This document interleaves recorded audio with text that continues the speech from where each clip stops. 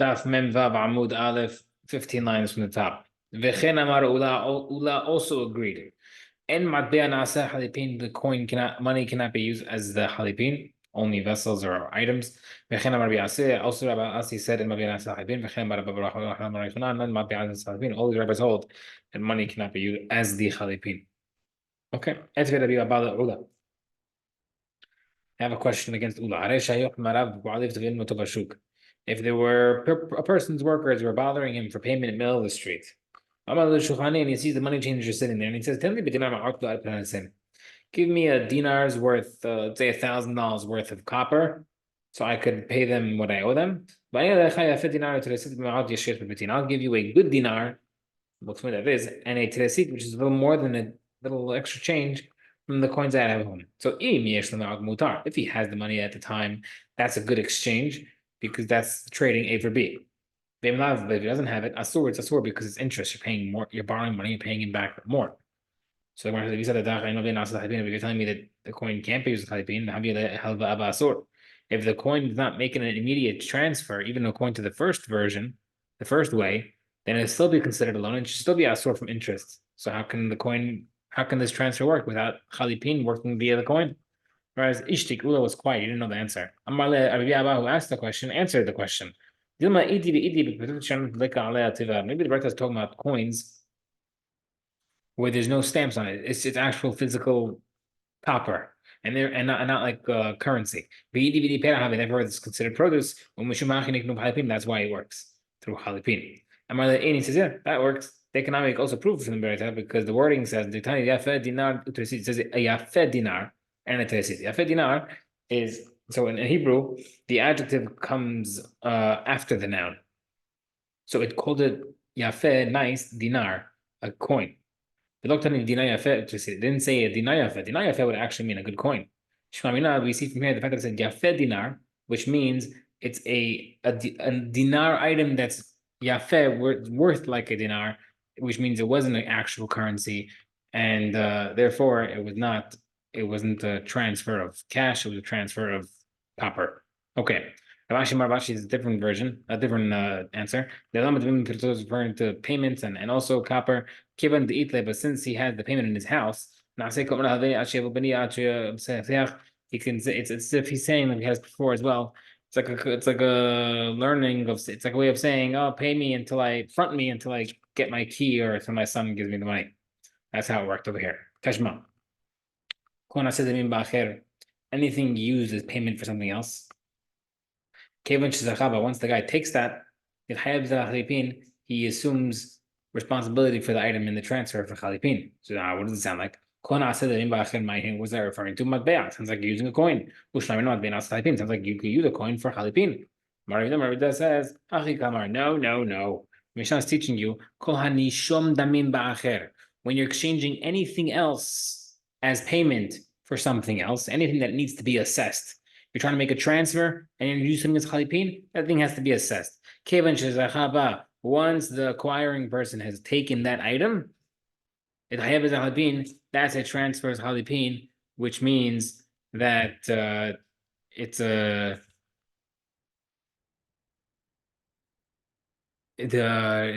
good transfer. Once the guy take it, therefore the item has been taken, and therefore you have to give the other side of the transaction. How can I start to prove it? Can I say that because the end of the Mishnah says, what's the case of our Mishnah? If you exchange an ox for a cow or a donkey for an ox. Therefore, we see Shema is talking about the case of chalipin through items and not coins. Now, the question is, if that's the case, if we see that the Mishnah said a case of animals as a transfer, why would the other opinion hold that he even thought that the Mishnah is talking about coins? Where it says, maybe you might explain it as follows. Fruits, produce, merchandise can also be chalipin. What would that work as? If you exchange an animal for another animal, but coins would also work. Okay. This only works according to Shishat, who holds that merchandise can use chalipin. But according to Nachman, who holds that only utensils, which means like items, handkerchiefs, etc. My case said it has the Mishnah What does the Mishnah mean by ketzad? Mishnah is showing that you don't need a utensil. The Gemara says, no, hachi kama. Mishnah says as follows: Yesh damim shen halipin. There are items that are used as halipin. Ketzad, what type of items are used? Hechlib demei shor, udemei hamor b'shor. If you exchange the value of an ox for a cow, or the value of a donkey for an ox. All right, so he's basically explaining the Mishnah differently. Now the Gemara says, "My time at Rahman, why?" So Rahman's reasoning, what's Rahman's reason for changing that concept? Like only using the monetary and not the items. He holds that according to Midoraita, money acquires items. Right? We said until now that money does not acquire items against Yochanan. Yochanan doesn't work. So how come we require that the buyer has to take the merchandise first, and it doesn't make a difference when the seller takes the cash? Because in general, the reason why Hachamim made a takana for a purchase that the buyer has to take the item before the transfer goes through, even if it doesn't make a difference when the seller takes the money, is because we don't want the guy to pay for something and then technically it works as a transfer, and then the guy comes over, like, okay, I'm here to pick up my stuff. He's like, oh, sorry, you missed it. It was a fire, your item burnt, you lost. Therefore, we say that the transaction only goes through when the buyer takes the product. However, in our Mishnah, over here, that's that gezerah that you need to have that transfer of the buyer taking the item. That the gezerah rabbanan is only by something that's common. But in this case of an item, it's not common in general, also as well. Uncommon cases, the gezerah don't take place. Therefore, in this case of the debt with the money, etc., the reason why it would go through is because it's an uncommon case. Uncommon case, the gezerah of the buyer having to take the item did not apply, and therefore, once the seller takes the cash, it acquires it. Okay, Rosh Hashanah holds that mishicha, taking an item, is deoraita to acquire versus money not deoraita. The seller taking the money not deoraita.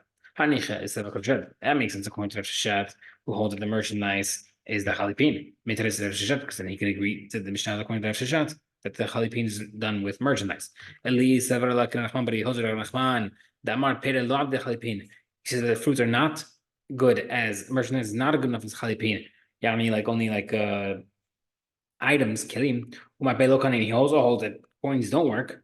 How can the Relish Lakish answer the Mishnah? Our Mishnah's case is referring to animals and stuff or debt. Either it's coins or items. Where it says, he says, okay, true, but obviously he must hold like Rav Sheshet. Okay, Tanan. All movable items acquire each other. Amar Shakish also says, a purse full of coins can acquire a purse full of coins. So seemingly this Mishnah is saying that coins can be used as an effective chalipin. When it says Tirgum Rav Achi explains it, the dinar anka va'anigra, referring to anka and anigra coins, which is what? Echad shepilato malchut, one is referring to where the case where the government disqualifies this as a currency. Ve'echad shepilato medina is referring to where the country refuses to accept it as a currency, but it works elsewhere. Ushricha, we need both cases to teach you that it works. The only mentioned the case where the government disqualified it. Maybe you think that wouldn't work, because it's not a currency at all. But a coin that's disqualified in the country, maybe it works in a different country. Therefore, maybe considered as currency. And therefore, you might think that it can't work through chalipin. But Kamashman it does. But it only mentioned the case of the.